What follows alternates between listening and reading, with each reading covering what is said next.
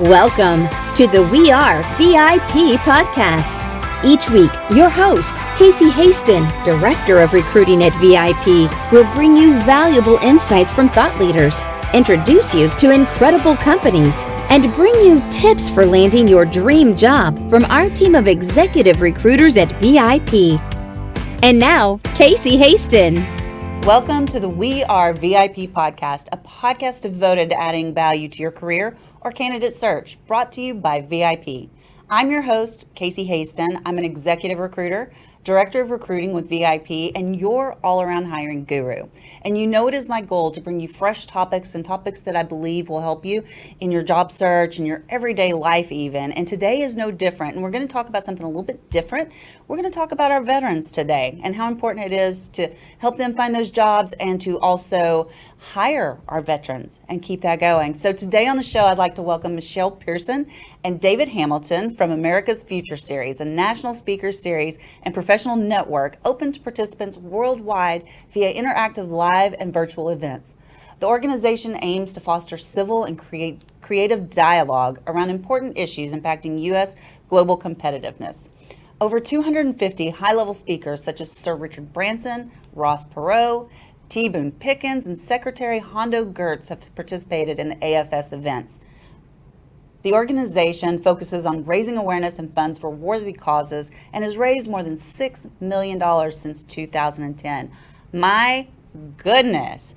Thank you, David and Michelle, for being on the show with us today. This is awesome. It's our pleasure. Thank you, Casey. Thanks for having us. Absolutely. So I always like to start our show talking a little bit about how I got connected to people, and especially people with such worthy causes and such great, things that they're doing for the world, because we were just talking about this before the show about being a go-giver.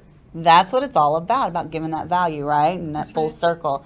So Michelle, how do we get connected?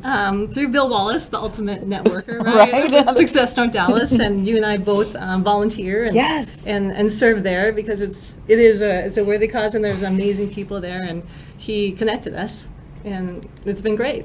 Absolutely. And Bill is the ultimate connector. He was actually one of my very first guests on the podcast to talk about networking. Was he? Yes, Nice. He was so generous. And I think it's so interesting because I know that you're kind of the head of operations for Success North Dallas for the volunteers. And through that, you and I have kind of gotten to know each other really well. So I really love that platform to get to know people. But then you also got connected to this gentleman through Success, right? Bill Wallace introduced me to David, Yeah. Absolutely. That's why I'm working with him today. Yeah, and y'all work for Windsor Morgan, is that correct? We have a consulting firm together. It's called Windsor Morgan, and we did meet through Success North Dallas. So we have to give a plug to Bill because he is, like you said, the ultimate connector, and they do a lot of great work. Absolutely, absolutely. So, I know that the American Future Series. Let's start there. I'm gonna just like flamboozle y'all just a little bit. That's a new word, flamboozle. I like it. Actually, I don't think it's new. But let's talk about what the America Future Series is, what it does, just very quickly. So, because it'll make more sense why we're targeting veterans today. So, tell me a little bit about it, David. Okay, so the Forrest Gump version is it's a speaker series and it's a way of connecting people. We started in 2010. We used it primarily initially to raise money and awareness for Big Brothers Big Sisters and mentoring, and in particular kids who lost a family member serving. So we helped form something called the Military Mentors Program. And so that actually was an intern that said, we're talking about America's future, our children, and she recommended this title. Let's call it the America's Future Series. Mm-hmm. And we'll talk about the future of things. And we thought we should bring the business community together, and we figured that they would be interested in topics that impact U.S. global competitiveness and national security. And the very first event we had was with T. Boone Pickens. He had been a big supporter, and we inducted Don Carty of American Airlines into this Mentoring Hall of Fame they had. But we asked the Mayor Leppert to help host it, and we got the Dallas Federal Reserve Chairman Bob McTeer to speak about the economic impact of mentoring, not just, hey, isn't it good and wonderful, but actually on the back of a napkin, basically he worked out a formula that said, hey, mentoring, the Big Brothers Big Sisters has saved the economy here over $1 billion in 10 years, simply by having kids graduate, not get in trouble, not go to jail, not get addicted to drugs, pay taxes, all those sorts of things. So anyway, that's sort of how we got started, and then over time it's grown. They historically have all been sort of rubber chicken dinners and nice sort of award ceremonies and things like that. But now we've gone virtual, and so that's actually been bizarre blessing, one of the little unexpected things out of COVID, which is that we've really grown, and we had almost 3,000 people participate last October. Wow. And then that's the one where Sir Richard Branson spoke, right? Mm-hmm. That was so amazing. So amazing. So I know a lot of this, you have how many commanders, or I'm probably not even saying this right, stars? Yeah, well, on your panel. Yeah, so we have a 1-star, 2-star, 3-star, but right. At that event, I think we had 28 or 30 stars, if you add them all up, 3 stars, 2 stars together, et cetera. We had quite a few active duty flag and general officers participate. We also had DOD officials like Secretary Gertz of the Navy and others. We get quite a few defense industry, national security related CEOs and other C-level executives. A lot of academics, major universities, research centers, and then investors. We have a big pitch day, a Shark Tank, right, for veterans to help them, and it's not just veterans, but for defense-related or national security-related technologies. And a lot of those people are veterans, and it helps them and grow their businesses. Absolutely. So I think that qualifies you to speak on this topic, don't you? So I appreciate it. We've done a lot of work on veteran transition in particular, helping veterans get jobs over the past 15 years or so. And some of that was with Bill Wallace, putting on some large hiring fairs and a lot of roundtables on hiring, keeping, training, developing veterans. So it's been a passion of ours. Excellent. So, David, since you're already on the subject, why don't you tell me what are the benefits to a company to hiring a veteran? Certainly. So, there's certain feeling that, hey, maybe we should hire veterans. They've done a lot for our country, et cetera. And that's a noble cause, but you really should hire a veteran because they add value. And I would say if you want to improve your culture, and culture is really important, right? Hire a veteran, put a Marine in the room, and people will show up on time, show up prepared, stay to the end, get the job done, that sort of thing, right? I use an athlete analogy, which is a lot of money, time, energy, and effort has been poured into developing these people, especially around leadership and their character, et cetera. And if you think of imagine you took Michael Jordan and you wanted to teach him, say, lacrosse. He'd probably be pretty good pretty quick, right? Never played that game before, but need to teach him the rules of that game, et cetera, how to use the stick, is that. But I have pretty good faith that Michael Jordan would be a pretty dang good lacrosse player because he can run, distance, passing, timing, and all that kind of stuff. Yeah, he'd figure that out pretty quick. So, these veterans, to a certain extent, are like an athlete. They may not know your game, but they've done something very, very comparable. And people need to understand that there's an equivalency. For example, you could drive a truck in the military, be a truck driver for 10 years, and when you get out, they want you to get a CDL. And you go, yeah, I think I did that. So, people need to understand, I don't have that CDL, but I did run a bigger rig than you did, and by the way, people were shooting at me at the time. A little bit of pressure there, right? Yeah. That's so interesting. I've never really thought about that, and I will tell you, in my experience as a recruiter, it's very difficult for us to help transition veterans into the normal workplace, and not because they lack the skills. Most of them have gotten their degree while they're in, but it's more because it's hard to break the companies that are hiring their belief that because they haven't done that exact job, that they're not capable of doing that job. Right. I mean, I see this a lot of time in my industry. And that's true in the civilian world too, but it's particularly extreme. Right. So and I've been a recruiter, I've been an executive recruiter, I've owned an executive search firm, and there's a tendency to check off people, to sort of separate the wheat from the chaff and write people off and say they don't have this, they don't have this, they don't have this, and then get down to the handful that do. Right. Right. As opposed to look at somebody and say, well, what can that person do for me? Exactly. And that happens in the civilian world, but because it's alien, the MOS, they're what they've done and how that's described, the titles and all that kind of stuff is alien. It's doubly so that people go, I don't see that, as opposed to what have they done, what can they do, and how does it apply? And that's a natural problem. And I use a little tough love with veterans. I go, hey, that's the world.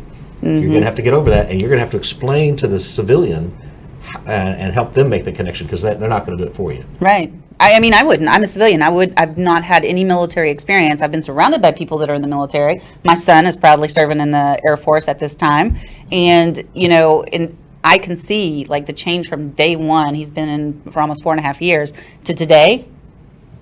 Yeah. unbelievable. Everybody would probably benefit from a year or so of service, right? Oh, even just boot camp. Yeah. Maybe everybody should just go through boot camp. I need to do it every year just to stay in shape, yeah. Yeah. Oh, it was incredible. Like the boy that went in and then the boy I saw on graduation day, night and day. Wow. It was night and day. Oh, don't even get me started on that. So you kind of alluded to this earlier about how people were hiring for inclusion and for stuff like that. But how does hiring a veteran work with a company's diversity policy or their inclusion policy?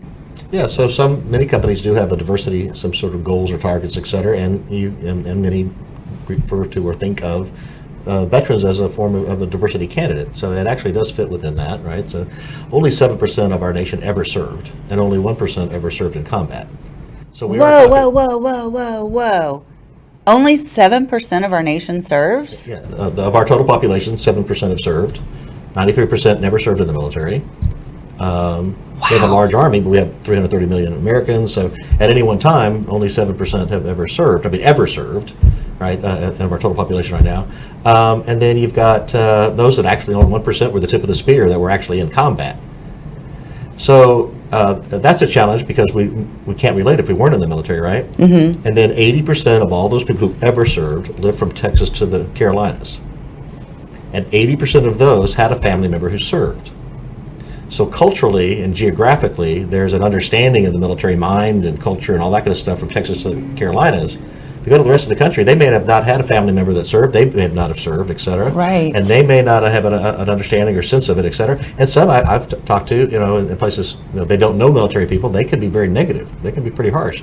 And they'll rile my blood up a little bit sometimes. So, but that's just because you haven't been exposed to it and you don't know it. And that comes into the recruiting world. If I've never been in the military and I don't know anybody who served, I mean, how would I basically understand their mindset, their culture, et cetera? And then also you have to, it's not judge a book by its cover. I mean, we both know a Marine that one would expect a Marine to be all buttoned up and sharp. This guy's not sharp. Yeah, right? Right. Okay, so we were stunned.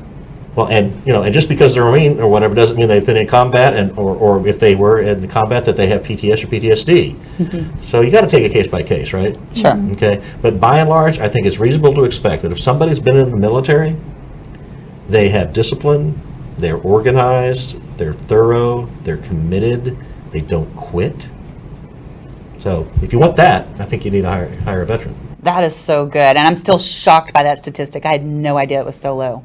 That only 7% serve and 1% in comment. And I'm just going to throw this out there because I need to give a shout out. I have a lot of military in my family, but my dad served 2 tours in Vietnam. So he's like 1 in 1%. I don't know, but that's pretty rare for people to have done that and still be alive, still have made it. So Michelle, so tell me a little bit. I know you've been working with some of these veterans, and tell me a little bit, what are they looking for after their military careers? What do they want? There's wide variety. A lot of the we work with a lot of technology companies, and they've worked with technology and have amazing minds. So a lot of times when they get out of the military, they want to go into that field. Mm-hmm. Some of them develop a technology and they want to market it. So we have a national security pitch day at our event coming up, and so they bring their they bring their technology, do a video, and then we market it for them. Some of them want investors, some of them want contracts with prime contractors or with the DoD or military, and so we do that for them. And some of them a lot of them work in technology companies or prime contractors like Right. Raytheon and Lockheed. There's I think we mentioned this, the Flag and General Officers Network. It's a 1,600 number network that they're all Flag and General Officers. They're all officers, high level military, and so they're looking for maybe an advisory board position, those kind of things. They're all leaders. What Dave was saying, they're all leaders, and they do tremendous work in that, and they bring a lot to the table. So there's a wide variety. It depends on what they were in and what level they are. Well, and going back to that network, if I'm remembering correctly, didn't you say that that 1,600 leaders, aren't they there wanting to mentor these exiting military people as well? Yeah, they're looking. They do a lot of mentorship. Yeah. They like she said, they serve on boards, nonprofits, et cetera. Some are looking to consult. Some are looking for the next job. And it's particularly challenging if you were a 1-star and you get out of the military and you spent your entire life in the military. Right. And you try to come into the civilian world, et cetera. What am I going to do with you? Where are you going to help us, et cetera? Well, if you commanded a battalion, whatever, basically you've been the CEO, of 1,000 people. Company, right? So, Right. So people just need to draw those analogies. Some of the folks that Michelle works with, are rather senior. We have a number of 1-star, 2-star, 3-stars on our board of advisors, and they help us. But one of the things at their level is really difficult. How do I connect with somebody who I'm a former 3-star? Who's going to hire me? Mm-hmm. I got to talk to fairly high level folks. Mm-hmm. So being part of what we do does connect them with the CEOs of major prime contractors. Military leaders, defense, whatever, and helps them get business. And I would tell anybody who is trying to find a job, whether they're a veteran or civilian, who've never served, be active, be involved in these sorts of things. Success North Dallas, Dallas Regional Chamber, whatever. But you've got to find a place where there are people who have jobs who can hire you. Right. Not places where it's all where everybody pats on their business card out saying, "Hey, can you get me a job?" And it's particularly challenging at the more senior you are, and those jobs just don't exist. There's just not as many of them.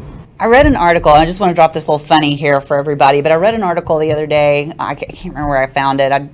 There's no telling. But anyway, it was about this guy that had accepted a greeter's role at Walmart. Did you read that one?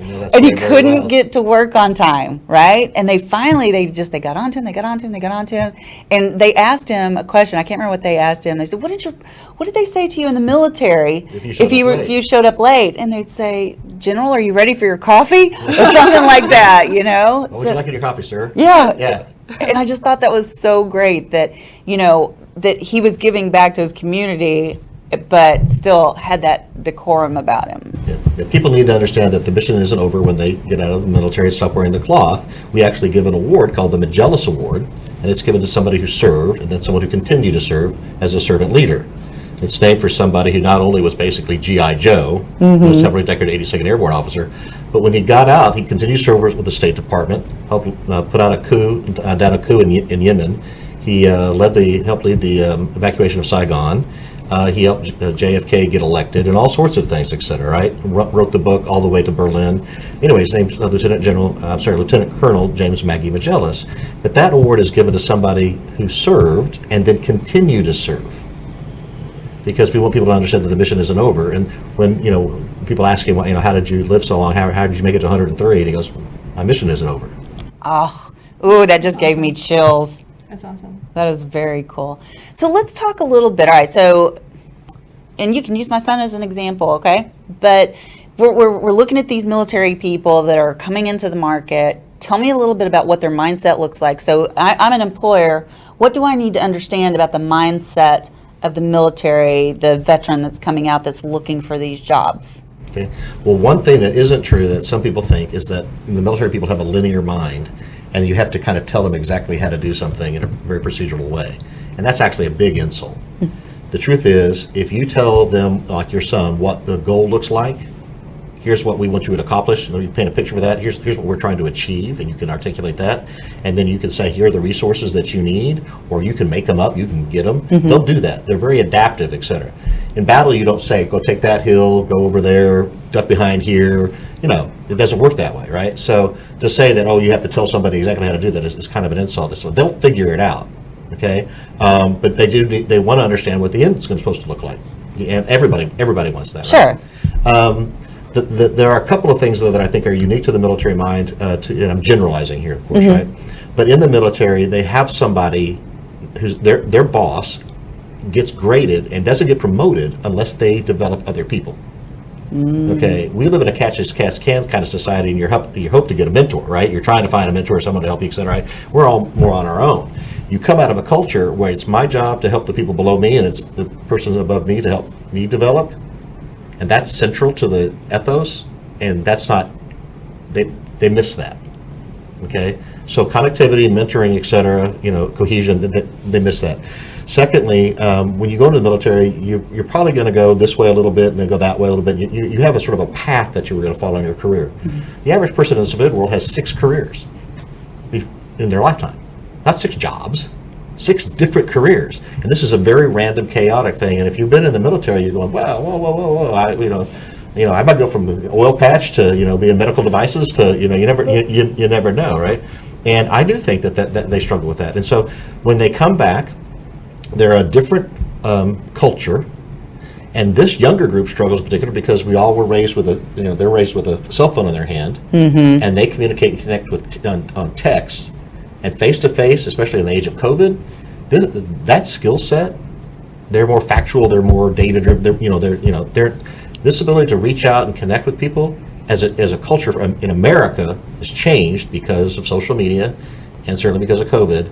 And then you take them as an outlier, as somebody who comes from a different culture entirely, coming back out of the military, they feel like a duck out of water. So what advice would you give to my son? His name is Garrett. What advice would you give to him as he gets ready to enter into the civilian world and start looking for a civilian job for the first time? Probably going to be 5 years by the time he gets out. Okay, TAPS is awful. We're probably not going to say that again. No, I'll say it all day long. Go through it. You got to go through it. TAPS is great. But keep in mind, the TAPS never ends. Transition assistance program that everybody in the military is supposed to do. You need to do that when you get out, and always you're always selling yourself. You're always building your career, etc. And you need to take it more seriously than a lot do. A lot go, look. And by the way, it is a cultural thing to not put down your bag, to your sack, or to work on getting a job. When you're in the military, you're supposed to do your job in the military, and it is considered disloyal to start looking too far ahead. Oh, okay. Interesting. It's not a culture. One, they don't brag on themselves. Don't know how. Right. Not part. They don't do this. Secondly, they're expected to do a job, and so. They feel disloyal if they're not focused head downs on that, right? If they're interviewing and whatever. And we're trying to change that culture, but it's also not the military's job to help you get the next job. That's not the way the military thinks. Their job is to break things and kill people, right? Okay. And they're responsible for that. Now, the military is figuring out, George Washington once said, the tendency or the willingness of a generation to serve is directly related to how well you treated the last one.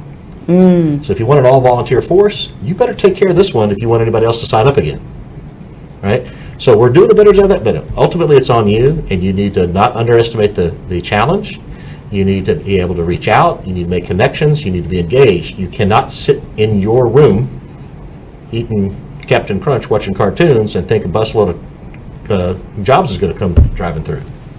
Very true. Very true. So now we're out of the military. Dun, dun, dun, dun, brand new civilian. Okay, Michelle, what are some tips you would give to our new civilians, the veteran civilians, to help their resume stand out and be more civilian friendly? Well, really, David's really the person to talk about, because he had vet fairs, and they take what's MOS, Their right? MOS, yeah, that's Right. their job description basically. And you have to translate that into a regular. And they're even computer programs that do that. Right. Oh, really? Can you think of any off the top of your head? No, but you Google MOS translation, you'll find software that helps you do that, to translate the words and the terms into civilianese. Oh. And there's groups like Allies in Service and others. They'll sit down with you and say, okay, let's look at your thing and let's find out how do we articulate the equivalent. Right. Okay. The reason our job fairs were more successful than others was we made you sit down and do your resume, which is one thing. That's not everything. We had you look at the jobs that were going to be there the next day. We had you figure out who to talk to and who not to talk to. We had you mock interview for those jobs, and we had you apply for that job before you showed up. If you did all of that, we gave you 1 hour private access to the hiring authorities, where you got to walk in, and we said, don't go talk to those 80, talk to these 20. Because it's kind of like being lost in New York or whatever, in a mall, a foreigner, where do I go? What do you do? You're wasting your time if you're saying that. And it's not a military thing to do. The military says, I'm going to scout I'm going to get some intelligence ahead of time. I'm going to have a plan. And that resonated. So I would recommend that everybody sort of focus on getting a job, as a project, plan it out, be serious, and don't think you can do it randomly. Reach out to as many recruiters as you can. Yeah. Find the good ones, because they're not all good ones. We could talk about that all day. Okay. and no fault to the recruiters. By and large, most recruiters are looking at the job they got and trying to figure out if you fit there. Yeah. Right? And they don't do a lot of networking, unlike you, who gives it to the community, who connects people, et cetera, and says, what do you do? And let me help you with that. Those aren't as common. So you need to do, you got to look for them. I have a question for you. Like when you help job seekers, like when you help them with their resume, do you look at, like, a lot of resumes are focusing on character values like leadership, those kind of things. I mean, do you translate from what their experience is? Because I mean, that's kind of what David's talking about, is translating their experience and putting it into this other bucket which this company Job needs, required, yeah. that they're looking for. Translate that. So, and you're talking about on the resume? Yeah. Because a lot of times when I'm working with candidates, because I don't see that on resumes a lot. Like and a leadership category. Correct. And I will also tell you that I don't do resumes. Okay. When my candidates come to me, if they need assistance, I send them to a certified resume writer, because Okay. I'm not the expert. Sure. And I want to make sure that it's done right. I can give them tips and hints and, basic stuff, and I know when I look at a resume whether or not it's good or not. But most of my advice is going to be, hey, put all your job experience under one. For example, I have a lot of people that when they get promoted, they will break out their different roles by the year. So they're going to say, okay, I was a staff accountant from 2010 to 2012. Same company. Then I got promoted to a senior accountant from 2012 2015. And then I got another job, same company. But when you put those numbers on the right, people that are getting hundreds and hundreds of resumes, one of the first tools of disqualification is if you're a job hopper. And that looks that way even though it's not. Exactly. And if I don't move, then you have different dates there. Even Correct. if it's the same company. But you don't, most people, when you're looking at a ton of them, you're not looking at this side. You're looking at the dates first as a tool of disqualification. So you always want to have your full range of years with a company at the top, and then you want to indent, and I know nobody can see what I'm doing if you're not watching the video, but then you want to indent the promotion dates so that they're in the middle, so that they're buried and not glaringly obvious. They'll see them, but the first thing they're going to see is that full range, right? And that's really important, that you are showing that you're loyal to a company, and we're not... When I say loyal doesn't mean the same thing that we used to see, like 5-6 years, right? Please just stay 2, 2 I or worked 3. for a company that one person had worked there for 65 years. Wow. And this was at Club Corp.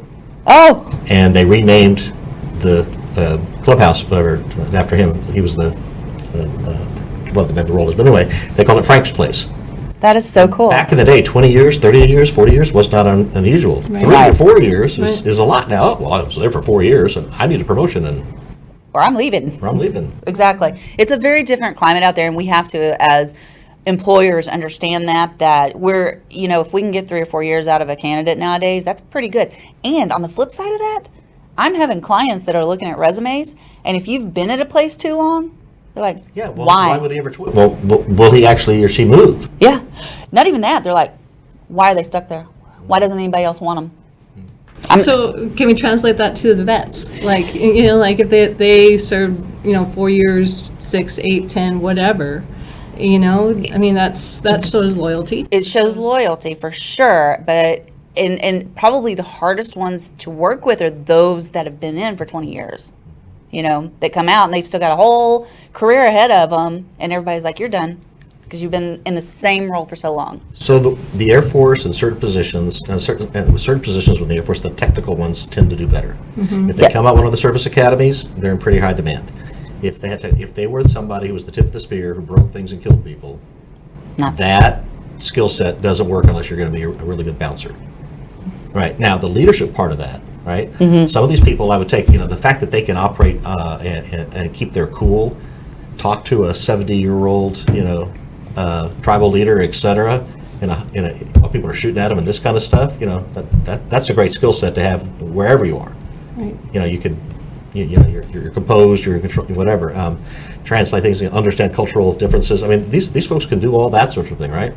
But this notion that you pointed out, which is, have you done what we need in a role similar to mine before? And did you excel at that? Making that translation is hard, and sometimes it's not possible. So the best thing you can do is, I've done something equivalent very near that, et cetera, and I've demonstrated that I can learn new things quickly. So you guys are not going to believe this, but time flies when you're having fun. But I do want to ask one last question before we get to our VIP questions, okay? So what are some other tips and resources that are out there for our veterans that are entering into the civilian world? How can we help them be more successful with that transition? So there are a bunch of resources. The USO does a good job with this, and others, Allies in Service here in Dallas, but they're not national. There really is no single one-stop shop, 800 number, this is my problem, who would you connect me with, kind of a thing. That doesn't really exist. There's some that are close to that, okay? For the veteran, it's hard to figure out who do I trust, who's good, who's wasting my time, who's a scam, and that is hard. They have to ask questions. They have to ask their friends. They need to do research, etc. But there are people that will say, "Oh, your problem is housing? Okay, here's where you need to go, right?" Or, "Hey, your problem is mental health, or it's a job, or whatever." Getting a job, though, solves about 80% of all the problems in the world, right? Now I got housing. Now I got healthcare. Now I got whatever. Okay, so that's where. But healthcare and mental health and drug addiction, etc., dependency, those things, you got to fix those or you can't have a job. So they are interrelated. I would scour the internet. I would reach out to those organizations. The VA does some good things. Yep. Okay, they're not perfect, but they do some good things. A lot of veterans don't want to go to the VA. Anyway, done a lot of work with the VA myself personally, trying to help them with operations, etc. But talk to your friends, be active, do not be shy, and do your research, and you will find organizations. There are 45,000 different organizations in America dedicated in some form or fashion to helping our veterans. And I go, should they need anything? Shouldn't all their problems be handled? There's 45,000 different charities, nonprofits, and all that. And government, quasi-governmental agency. But anyway, they're out there. But sometimes finding them is hard. And there are some portals that will help you search by who can do what. Some Warrior Gateway is one. There's some others like that. Help you find who can help you with what you need. That's good stuff right there. That's really good. And one other thing that we talked about the other day that I just want to quickly talk about is you had mentioned, volunteering as a way to get in front of people. Can you talk to us a little bit about that? Yeah, I think I'd rather be the person in a job interview that says, I'm the one that's helping lead this or serve there, and I'm engaged in this thing, etc., as opposed to the guy or gal that says, I sit home and I don't do anything. Well, but too, it's a way to get to decision makers too. Like if you're on the Chamber of Commerce or something like that, it's a real easy way to reach out to people, and not deceptively. No, put yourself in a target-rich environment. Exactly. Right? So that's what a military person would do. He said, okay, these are the people that control jobs. These are the kind of companies I'm going to work for. Why wouldn't I figure out a way to hobnob and connect with them? And if I serve, right, especially if I'm the person that is the inviter, this is the role I always tell everybody to be. Be the person for the Dallas Regional Chamber or whatever that says, hey, we're having an event. Love for you to come speak, share your wisdom, et cetera, talk to them, et cetera. But you want to be the person that's doing the outreach, and some people are shy. Some people don't like that. You're not selling them anything. You're inviting them to something, and you're asking them, you're honoring them, saying, hey, we would love for you to share your wisdom with other people. For me, that is the least salesy way to get to know somebody, and relationships from that start that way usually grow. I am a huge proponent, and I think that's why I do so well in sales, of giving value first. I mean, have I ever asked you to buy anything from me? Never. Yeah. No. But it's working out. What we've all done. I know. That's how we met each other. Exactly. It's give value first, and I think if you give value first with a true heart and a true intention, it's going to come back to you. And those people that you reach out to, they're going to have a job for you someday. It may not be right away, but they're going to remember how good you were to them. And it may be 5 or 10 years later. So It could be 5 minutes, you never know. You never know. Yeah, and they'll tell their friends. You have access to all their network. Exactly. Exactly. Networking seems to be the key theme amongst most of these podcasts. It's so important. Make those deposits now, fill your well, so that when you're thirsty, you got plenty of water to drink. Right. Yeah, make those relationships go deep. Yes. So they really get to know you. And that's when they start sharing. Like Casey's awesome. I know her. When you know somebody, right? Yeah. And we can't help everybody, but there's some of the folks out there that would like a little coaching, et cetera, and build a particular strategy to access who they want to access. Connect with them. We'd be happy to help them offline. Awesome. Yeah. Very good. We'll have all your contact information in the show notes. But for now, let's get to the fun questions, the VIP questions. So I'm going to ask each of you one question, and then my third question I'd like for both of you to answer. Okay. Okay? So my first question is for David. If you were chosen to be one of the first colonists on Mars, what 3 things or people would you take with you? Oh, well, I have to take my family. Are you counting them I'll as count that as one? one, right? All right, I'll let you. Well, so if you have a wish, you wish for more wishes, right? So I have to bring my family, etc. And then, man, I think really good Wi-Fi, because that's going to be kind of boring there, right? And I get bad. I'm in Salina. I get really bad internet connection right now. But anyway, no. I don't know, things to make life easier and make it more enjoyable, things to do together. But you said Mars? Yeah. Oh man, it's cold and. Maybe you need some long johns. Yeah. Maybe I need to bring a whole bunch of other people and some oxygen. Oxygen. That would be good. Breathe. Hopefully there's going to be other people there. It's one of the first colonists. Yeah. So, Michelle, what is one thing you do each morning to set your day up for success? I take a time for myself every morning, a quiet time with my coffee, read books. I work on myself all the time and my mindset, because what I think up here happens here. Yes. And there's no way that I could do what I do. As much as you do. I couldn't do that. And the days when I don't take this time, I can tell. I think David said he could tell too. You probably can. Yeah. And she says you need to start doing it at all. You need to be better. Yeah. No, it's so important to take time for yourself. Yeah. And work on who you are and not just give. You have to receive. Well, and I am going to just say, we recently had the author of The Miracle Morning on the show, and we talked, Hal Elrod, we've talked about this since day one, but exactly what you're doing, that's your miracle morning, and that sets you up for success. And everybody's looks a little bit different, but it's just important that you have one. Yep. And get that clarity of mind before you start your day in the world, starts trying to put little pieces of information in it, for sure. Take away from you. Yeah, for So sure. one analogy is that you're the train, you're the engine, and if the engine breaks down, the train doesn't go anywhere. Mm-hmm. So you got to take care of the engine, Yep. because all the other cars don't go anywhere if you're not taking care of yourself. So true. Very true. Okay, my last question is for both of you. So if your life's work was being summarized in a news article, what would the headline be? And I think we're going to do a little twist on this one. I'd like for you to answer for each other. Oh. Sure. Who wants to go first? I will. Michelle's like, let me get it over. Yeah. No, David has a servant heart, without a doubt. He cares about people deeply, and what he said about, veterans and, really his heart is for our military and help. Right now we have 35 volunteers at the America's Future Series that are helping us, but we don't let them help us without them telling us what they want. What's their ROI? Who do they want to meet? Right. We go out of our way to try to connect them with those people. So that's what David does all day long. I see him do it all day long. That's what America's Future Series is about. He gave away $6.5 million, right, the first 10 years of America's Future Series to predominantly veterans causes. And so, yeah, his heart is... That's a really long headline. I'm sorry. It's an obituary. No, we're celebrating you. So servant's heart. Absolutely. That's beautiful. David? So I would pretty much the same thing. We actually have this approach. We call it servant-led marketing. That's what we do. Like you said, very much what you do is I don't ask anybody for something until I give them something first, right? And we just don't think that relationships in general, let alone what we do, are sustainable. And so I brought Michelle on, and what she has done is she's helped figure out not only how to get the work done, right, but to make sure that everybody's getting taken care of. That, like she said, any of the volunteers that are part of our group, who do you want to meet? How do we help you in your career? How do we help you grow your business?